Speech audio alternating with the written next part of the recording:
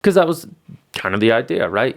We're all going to go off and do different things. And I think, if anything, my goal in actually writing it was to try and provoke a little bit of thought so you can read your own way through the movie. What characters are you seeing? What do you want for them? Where do you want them to end up? Do you want them to end up with that person, or do you just want them to go thrive on their own? And I don't want to tell you how to think. I don't want to tell you. I want to give you a couple different people with different perspectives on the world, and I want you to impose your own beliefs, values, friends, memories onto them. And that's, at least in my opinion, that's the way it should be. When you're writing these characters, how do you, without giving too much away about the movie itself, but how, not techniques, like what techniques or maybe archetypes you're using to make these characters not just relatable, but they're worth investing in? Good question. Yeah. So how do you make them compelling? I found in some.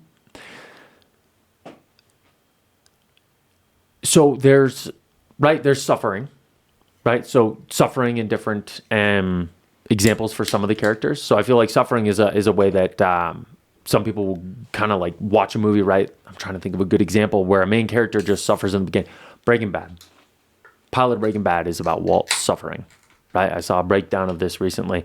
And the first third of the episode is like all the possible worst circumstances that could happen to Walt, where he's teaching and he's dumped on by one of the students. And then next thing you know, he's shining the tires of that student's car. And it's just kind of, he's got this suffering arc barely in the beginning to put him on this trajectory, right? But we understand where he was. So for some of the characters, there's some suffering. And I didn't want to do trauma porn, but there is, a character who has a tough experience, which is implied off camera. But I want you to think about that. I want you to think about, this person who's going to go off and have a life where they've never experienced anything like that versus this person who has kind of, their entire life has changed. Their perception of reality has kind of been altered and they're unsettled by it, right? And you can read into that if you think that their facial expressions show that or if their dialogue communicates that before and after an event like that. But that was kind of the goal. As far as any other archetypes or anything like that, I have...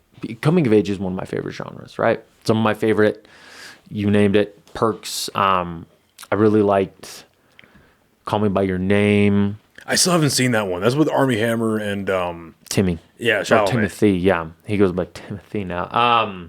Little Women, and so I guess I just characters that I liked from all of these that I. Well, what I did is I threw on a little vibe sheet. So I made or my wife helped out with this. We made Riley, shout out Riley, vibe sheets. So every character, every actor, once they'd all been cast, was given kind of a one-pager with pictures and a general vibe. Like they had a set of colors. They had characters like from coming of ages or whatever that would be in some sort of background to them. Value. They each got a playlist with a couple songs like what are albums that this character would like, right? And then they also got a whole lot of stuff that wasn't filled in. And I sat down with every actor for about 2 hours each and just said, here's what I've figured out. You can tell, you can take it as far as you want. You can tell me everything about that person's life or not. But here's what I have figured out. So I took a lot of inspiration from some of those larger characters. This episode of the podcast is brought to you by the amazing people over at Chopped Chili. Guys, this is personally my favorite chili brand here in the state of New Mexico, and you can find them online at choppedchilico.com. You can also find them all across the state of New Mexico at Sprouts, Albertsons, Smith's, and a bunch of other stores in Albuquerque, Santa Fe, Las Cruces. I believe they're even down in El Paso now. They sell red and green chili, of course. My personal favorite is this blend of red and green, and they also sell online frozen bags of green chili. So again, go to choppedchilico.com to get yourself some amazing chili today. Now back to the podcast. Perks, of course, has a very notorious character that everybody loves, and that you can very evidently tell because they're all kind of theater students, so it's like very easy to read that one. But I think that's a good thing because then I don't have to do that whole like laying a foundation and telling you more about that character. You can watch that and you can be like, oh, if I've seen this movie, I can read that because that's how we watch a lot of movies. We don't go into it with a totally blank slate, no matter how much we want to.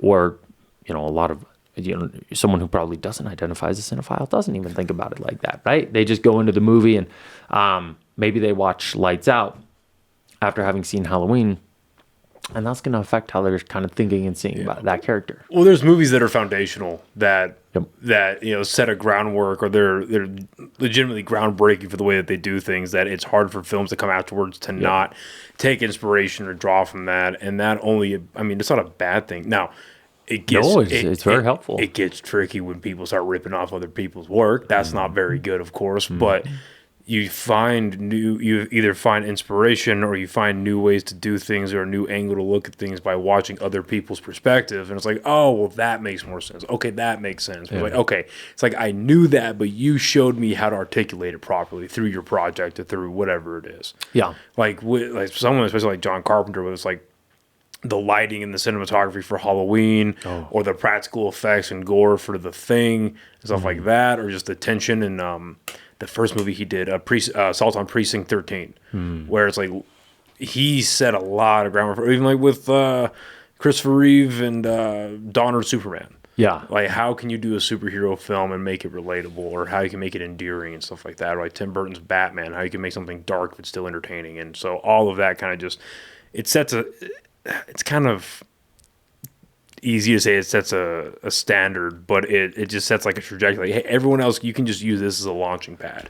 Yep. But this is a way to do it, and it's a way that works really well. Well, let's tie a couple things together. I saw some video about how Robert Eggers said, he used Tim Burton's Batman Returns as like total inspiration for the aesthetic of Nosferatu, right? I would have never connected those dots, but it makes sense. It makes sense. It built the foundation in definitely a lot of ways, which is, that's what I'm going to do. If I can get you to make assumptions about a character, good, bad, whatever, then I don't have to go and write all that and explain all that, right? I can show you a shot of their bedroom. You can read a lot into that. And then you can meet them and you can read a lot into that. But I don't want to have to dedicate the whole movie to just telling you that. So you bring up a good point with the example of like you showing a character's bedroom. The idea of like, you're not like, show the audience, not tell them. How much of that was in your head while you're writing the script and when you're actually filming the movie? Yeah, not enough. Right. So so I had this thing called my shoulda, coulda, woulda list, right? Well, so throughout filming, I was just like, I had to have a way to just chalk up things that it's just like, I know that's not possible today. I know that's just not going to be possible here. So I was like, that's going on my shoulda, coulda, woulda list. Should I? Could I? Woulda? Yes, sure. But I didn't think, I was so focused on how difficult it was to write and trying to get some other people's perspectives as input in the writing that I would say I'm dialogue heavy, right? I'm already critiquing myself. I'm barely editing the movie. But I would say it's dialogue heavy. But I love a lot of the shots. So regardless, I love how it still looks. And if it's just kind of ongoing conversation, I feel like if nothing else, it's a movie that I would feel totally fine putting on in the background. This is my pitch. Putting on in the background and falling asleep to. Friends hanging out in the summer, melting on a summer night, right? So it looks pretty in that regard. I didn't do too many shots inside home, so I did a couple, right? So like